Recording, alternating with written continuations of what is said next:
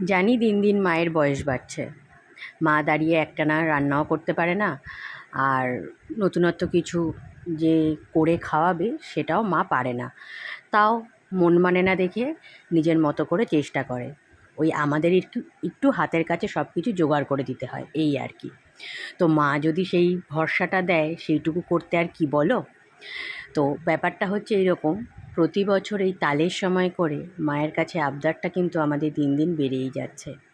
আগে আমি একা আবদার করতাম, আর এখন হয়েছে আমার বর।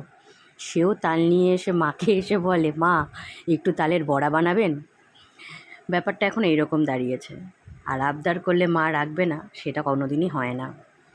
সেরকমই আজকে দেখো মায়ের কাছে তাল নিয়ে এসে আমার বর বলে গেছে, মা তালের বড়া করবেন। আর তাই মা আমার, দিদি, রজতদা, দিদির ছেলে, রিন্টু প্রত্যেকের জন্য বানাচ্ছে গরম গরম তালের বড়া। তবে হ্যাঁ, আমরা সবাই কিন্তু তালের বড়া খেতে ভীষণ ভালোবাসি, শুধু আমার দিদি বাদ দিয়ে। আমার দিদি কিন্তু তালের বড়া খায় না। হ্যাঁ, ও আমাদের সাথে থেকে সবার সাথে একসাথে এনজয় করে ব্যাপারটা।